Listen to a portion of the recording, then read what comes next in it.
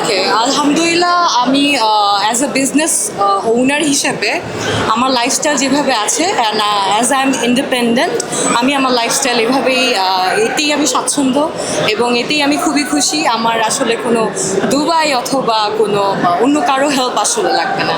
I am enough for me and definitely এটা যদি বলা হয় যে ইন্ডিপেন্ডেন্টের ক্ষেত্রে কখনোই কেউ একা ইন্ডিপেন্ডেন্ট হতে পারে না, আমার হাজব্যান্ডের অনেক অবদান আছে এর পিছনে।